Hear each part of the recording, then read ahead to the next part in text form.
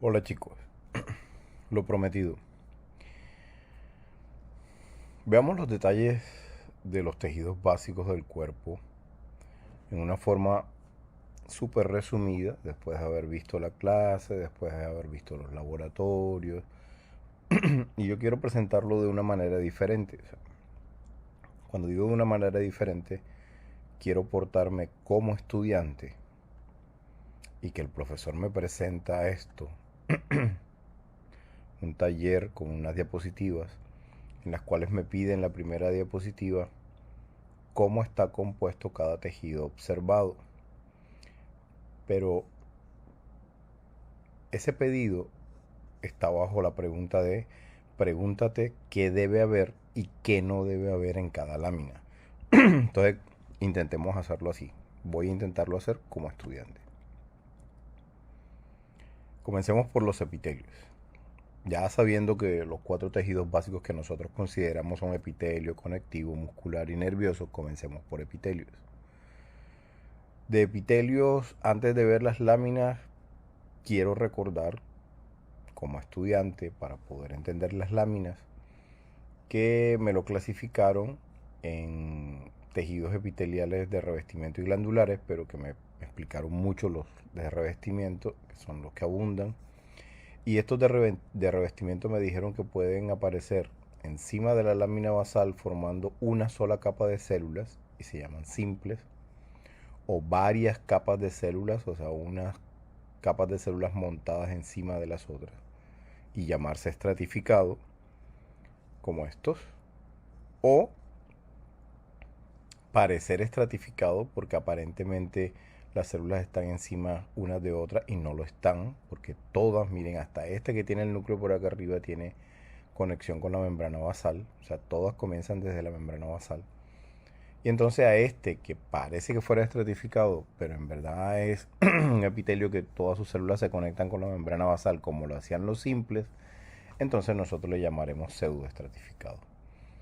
Ya por último había otro en la clasificación que era un epitelio polimorfo o transicional, que ubicado en el sistema urinario permite que esos cambios de volumen fisiológicos que ocurren en estos órganos del sistema urinario, ante esos cambios, pues el epitelio permanezca impermeable, cambiando de forma, estirándose lo más que pueda, disminuyendo aparentemente el número de capas, o cuando se relaja y no hay tanto volumen de orina, en el cual aparece de un parecer de muchas más capas.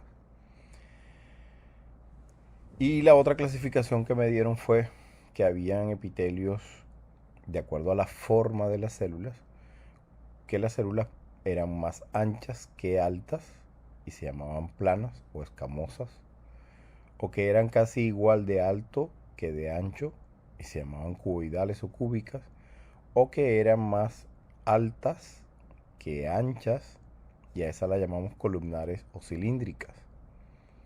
Con esos dos apellidos uno puede trabajar con todos los epitelios de revestimiento, siempre aplicándole cuántas capas tiene y qué forma tienen las células predominantes en el epitelio, como en el caso de los simples, o las células que estén en la parte más apical del epitelio en el caso de los estratificados. Eso que quise decir es que los epitelios estratificados, por mucho que yo vea aquí capas cilíndricas, cúbicas y planas, le voy a dar el apellido de la capa de células que esté más cerca a la parte apical, que en este caso son planas, entonces se llamará estratificado plano. Hasta ahí me debo acordar que para verlo llamado epitelios, miren cómo se ven estas células muy pegadas entre ellas, tan pegadas entre ellas que esto que aparece aquí como un espacio no debe existir o debe ser tan mínimo, que algunos libros consideran ese espacio intercelular como nulo, pero es bastante súper pequeño. Eso es explicable para la función que tiene el epitelio de revestimiento a partir de que uno se acuerde que en biología le dieron uniones celulares, uniones intercelulares. Y esas uniones intercelulares entre célula, esta que está aquí en tres dimensiones y esta que está acá, pueden ser de tres tipos de acuerdo a las necesidades de las células. Entonces, las células entre ellas necesitan adherirse mucho, casi electrostáticamente por decir, y a ese tipo de unión le llamaremos uniones adherentes, que de acuerdo al tamaño, si ocupan todas las tres dimensiones de las células, le llamarán zónula o cinturón adherente, pero si ocupan solo un pedacitito de la célula, como una mancha, le llamaremos mácula adherente, que es lo mismo que llaman desmosomas. Pero también puede aparecer las fascias adherentes cuando ocupan no todo el cinturón, no una manchita, pero sí una parte de la unión entre las células. Pero ahí combiné tanto el tipo de las células con la forma o la ubicación del tipo de unión celular. Y había hablado solo de la adherente, pero me quedan las uniones que tienen que haber entre las células para impedir el paso de sustancias o seleccionar el paso de sustancias. Cuando hablo de células impermeables a tales sustancias, requiero que entonces el tipo de unión celular que exista entre esas células sean uniones ocluyentes, uniones de oclusión, uniones estrechas. Generalmente se piensa en que en estos tipos de uniones lo que hay es un entrecruzamiento de filamentos de proteínas entre la membrana de una célula con la membrana de otra célula. ¿Se acuerdan cuando en la clase entrelazábamos los dedos de una mano con la otra? Para pensar en que hace difícil de que por esos espacios alcance a permeabilizarse algo o a pasar algo, selecciona lo que vaya a pasar. Mientras que las adherentes sí era simplemente por una especie como si fueran imanes de un lado y del otro de la otra célula, que se acercan mucho las células entre las dos, que eran uniones adherentes. Y las uniones comunicantes eran simplemente túneles, conexones, que quedaban entre la membrana de una célula y la otra, por la cual una célula se puede enterar de lo que está pasando intracitoplasmáticamente en la otra. Se llamaban uniones comunicantes y también puede tener las formas que habíamos dicho ahorita. Listo. A partir de eso, bueno, estos hemidesmosomas que aparecen aquí, recuerden que pueden pasar entre la célula epitelial y la membrana basal. Y es muy importante para esas uniones con la membrana basal, pero aquí no está hablando, hemidesmosomas no está hablando de unión entre una célula y otra, sino entre una célula y la membrana basal donde se agarra. A partir de lo que dijimos ahora, yo puedo ir y mirar este epitelio. Característicamente ya ven varias capas de células, o sea, desde aquí, desde la membrana basal, esta que bordea todo el epitelio, que en este epitelio, por ser estratificado, se ondula la membrana basal. Y aquí quedan entonces encima de la membrana basal células cilíndricas, estas que están por aquí, pero en la medida en que voy subiendo encuentro células más cúbicas, más poliédricas, y en la medida en que llego a la parte apical del epitelio encuentro células aplanadas. Eso, de acuerdo a lo que dijimos ahorita, entonces hará que llamemos a este epitelio estratificado, plano porque su capa más apical es plana, y que miremos que después de las células planas no haya formado ningún producto como la queratina. Como no lo formó, este es un epitelio estratificado plano. Algunos le ponen como la certificación de que es plano no queratinizado. Y al igual que este epitelio, como no tiene vasos sanguíneos por la cercanía entre las células que no me dejan espacio, las células epiteliales que no me dejan espacio para que entren ahí vasos sanguíneos, requiero que esto que está aquí abajo sea un tejido conectivo laxo que tenga capilares sanguíneos, que tenga vasos sanguíneos para poder nutrir por difusión a estas células epiteliales.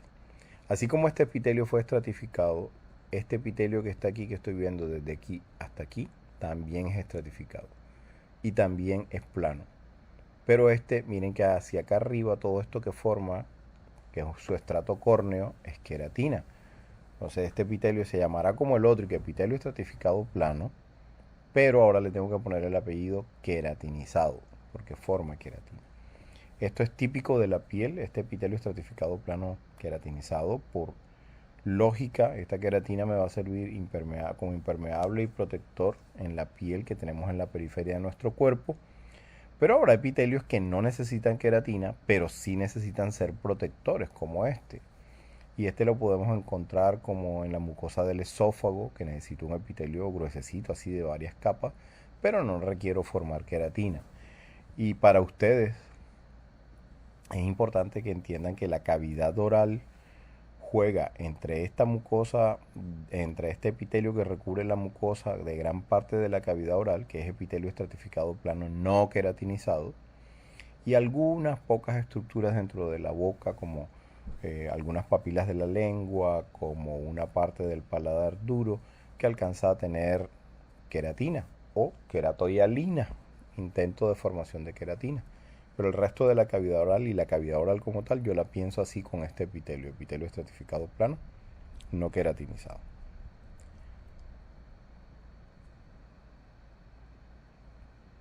Debo recordar los epitelios simples, pero acá en el esquema están claros.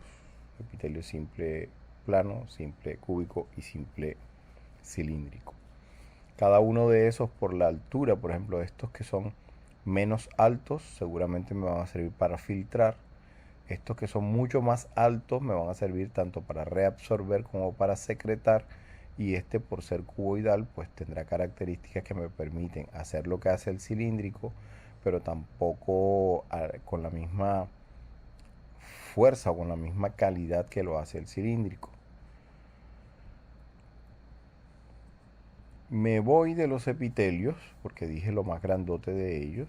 Ya mencioné que era vascular y le di la razón como estudiante en que lo que hay aquí no me deja espacios entre célula y célula como para meter un vasito sanguíneo. ¿Qué hay en esta lámina entonces? Epitelio estratificado plano no queratinizado, con células epiteliales muy cercanas entre ellas que me dejan nulo o muy poco espacio intercelular, que seguramente tendrá uniones celulares, intercelulares entre ellos, que pueden ser de tipo ocluyentes, adherentes o comunicantes, de acuerdo a la necesidad que tenga el epitelio. Igual para esta lámina, en esta lámina entonces yo voy a ver epitelio estratificado plano, pero queratinizado por este botón de queratina que tiene aquí.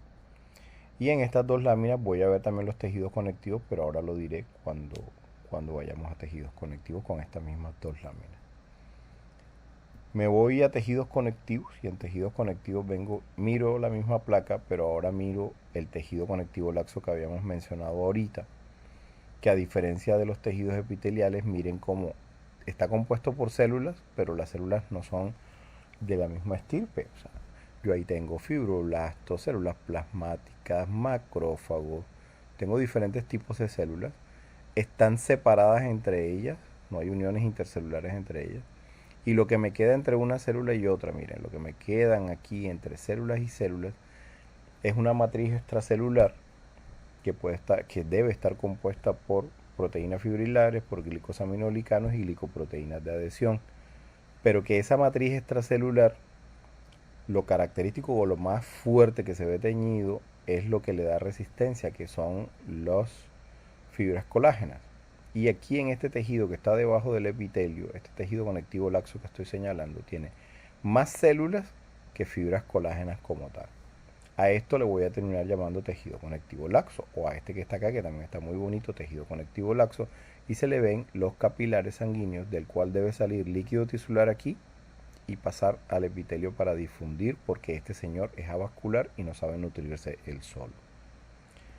Así como pasó con ese estratificado, yo aquí veo también en el de la piel tejido conectivo laxo debajo del estratificado plano, y después de ese tejido conectivo laxo que tiene más células que fibras, veo acá, mucho más abajo en el tejido como tal, un tejido que tiene más fibras colágenas. Miren esta fibra colágena, miren esta fibra colágena, miren esta fibra colágena, miren esta fibra colágena, miren esta fibra colágena, y que no están en la misma dirección.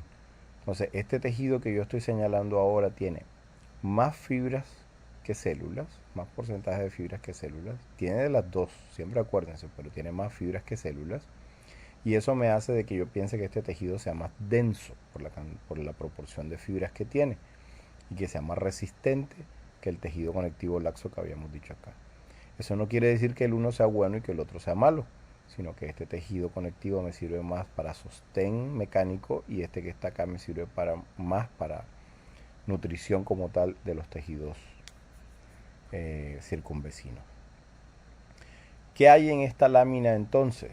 Yo tengo tejido conectivo denso irregular, tejido conectivo laxo. Yo tengo células en ese tejido conectivo laxo de diferente tipo. Por el tamaño, por la amplificación que tiene la lámina, no alcanzo a diferenciar las células, pero en este momento no me interesa sino saber que hay varios tipos de células, que hay una muy importante que es el fibroblasto, que forma el 90% de la matriz extracelular, y que los otros acompañan a los fibroblastos, que son macrófagos, células plasmáticas, mastocitos, etcétera, etcétera. Que no las voy a perder de vista esas otras porque cuando llegue al final del semestre, pensando en inflamación, las voy a necesitar. Y este tejido conectivo que está acá, yo puedo decir que en la lámina yo veo células, de verdad, y fibras dentro de la matriz extracelular, fibras colágenas, en diferentes direcciones, lo que me hace que yo llame a este tejido conectivo denso irregular. Tanto en el laxo como en el denso irregular, miren que hay aparición de vasos sanguíneos, vasitos sanguíneos, lo que me habla de que el tejido conectivo sí es vascular. Me voy del tejido conectivo, me voy al tejido muscular, y en el tejido muscular lo que yo quiero como estudiante es que en estas láminas yo sepa que hay y que no hay, pero que además pueda diferenciar los tres tipos de tejido muscular que me dijo el profesor o la profesora que existen.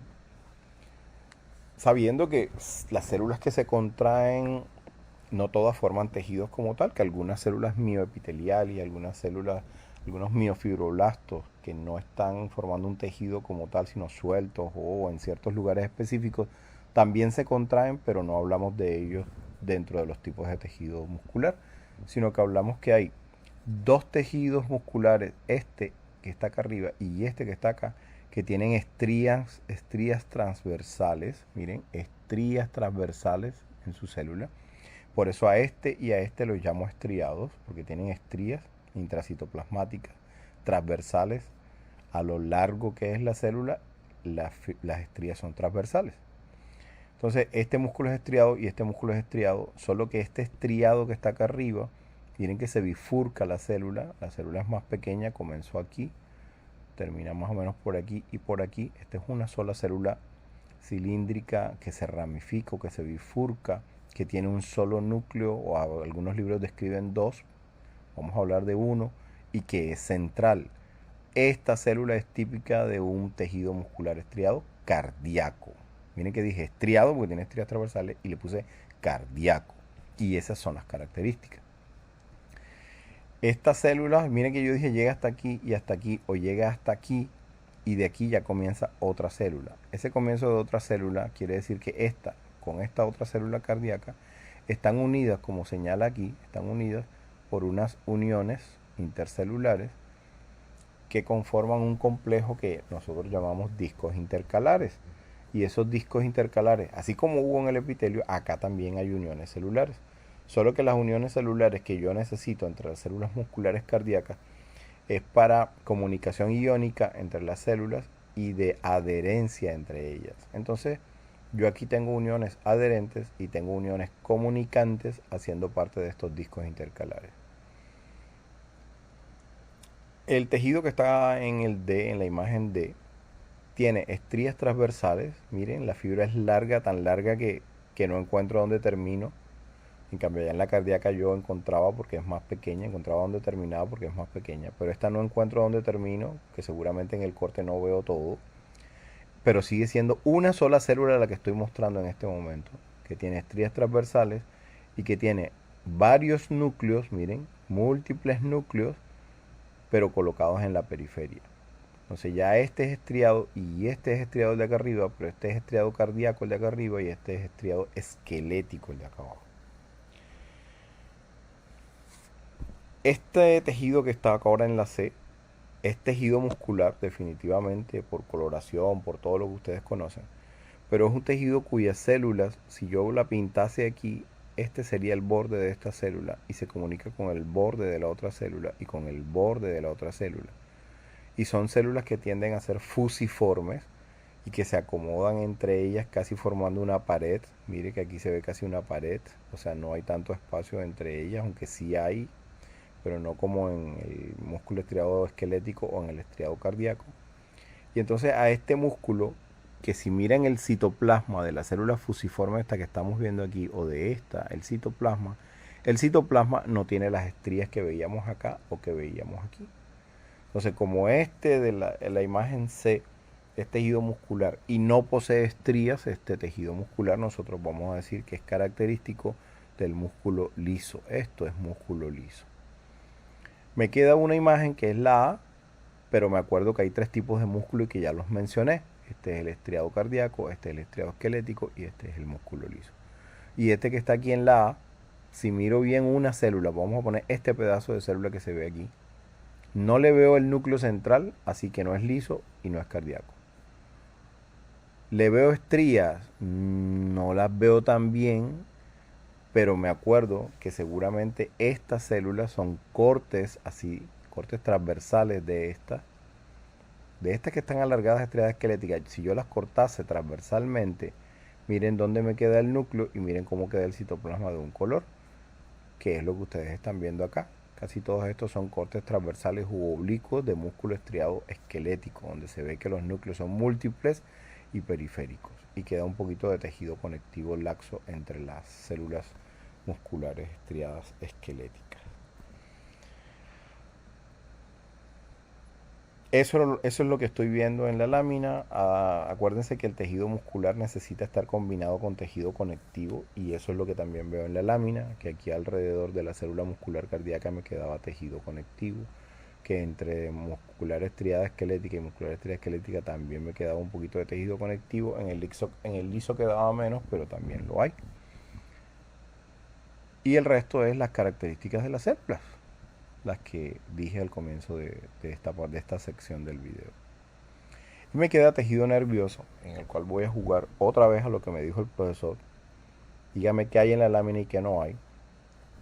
Y recuerdo que la doctora Rina me habló de estos cuerpos celulares de las neuronas, que eran característicos porque tenían un núcleo que la cromatina no quedaba totalmente condensada y se dejaba ver el núcleo por lo difusa de la cromatina en el núcleo, entonces deja ver el nucleolo prominente, pareciendo como un aro el núcleo y el nucleolo como un punto morado bastante prominente dentro del núcleo.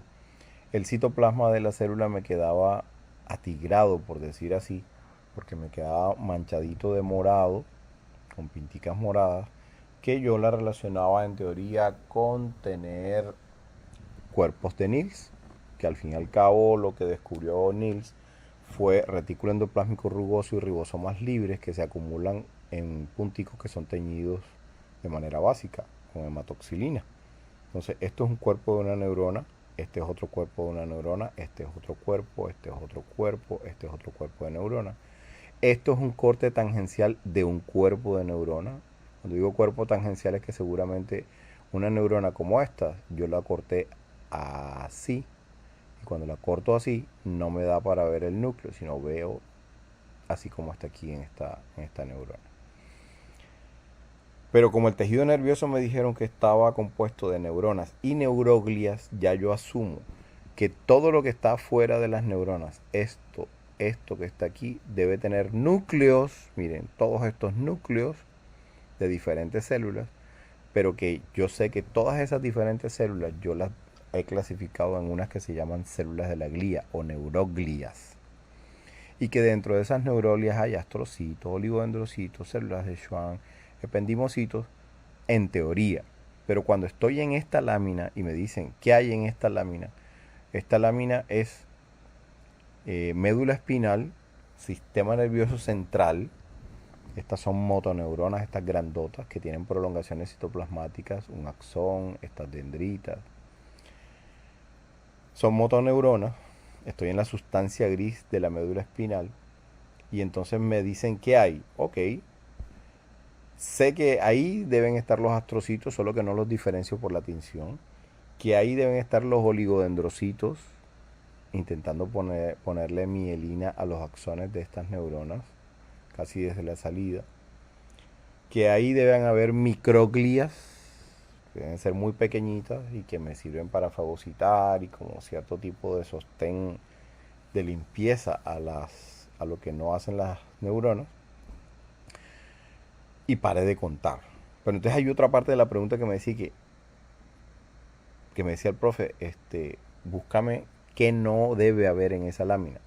Como esto es sistema nervioso central y los profesores se pasaron tratando de diferenciarme central de periférico en cuanto a las características histológicas, hay una célula que es la célula de Schwann, de Schwann, que no tiene nada que hacer aquí, porque las células de Schwann hacen la función que hacen los oligodendrocitos que ahorita mencionamos aquí, pero lo hacen en el sistema nervioso periférico, y esto es sistema nervioso central porque estamos en la médula espinal. ¿Qué más no hay? Todo lo que uno caracteriza al sistema nervioso periférico, por ejemplo, endoneuro, perineuro y epineuro, o sea, tejido conectivo alrededor de los nervios periféricos, aquí no lo voy a encontrar porque esto es sistema nervioso central. Y sí voy a encontrar algo que ustedes están viendo, por ejemplo, desde este cuerpo celular hasta este cuerpo celular, miren esto que aparece aquí. No se metan con este núcleo, no se metan con este núcleo, sino con todo esto que estoy mostrando ahora aquí.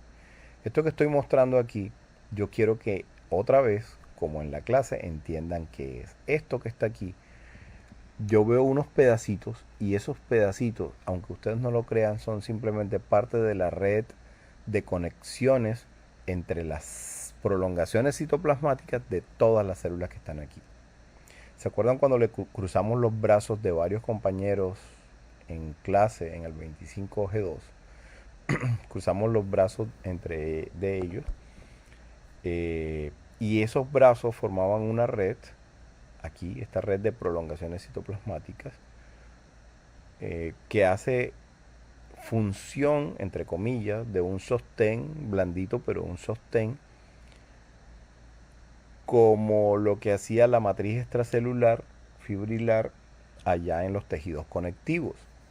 Pero como este tejido requiere de que no se meta tejido conectivo aquí, requiere de que los impulsos nerviosos se pasen bien, requiere de ciertas características de las células que están ahí, las prolongaciones citoplasmáticas armando redes me van a servir de un buen sostén, o sea, delicado si pensamos en otros órganos, pero muy buen sostén para la especialización que tiene el tejido nervioso.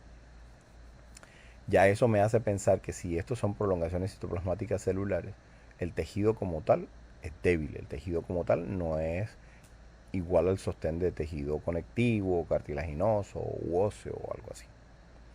Entonces ya saben qué hay, qué no hay y qué estamos viendo entre célula y célula. Muchísimas gracias. Si vuelven y repasan el taller así, ustedes haciéndolo, y recuerdan lo que dimos en las clases y miran el PDF donde estaban las fotos del libro que encontramos entre nosotros, alcanzan a tener los conceptos suficientes para en este momento presentar el examen. Pero acuérdense que después de esto, como les va a quedar gustando el hacer el taller, yo quiero que lean no solamente para esto, sino para la vida. Muchachos y chicas, muchísimas gracias. Que tengan muy buen fin de semana.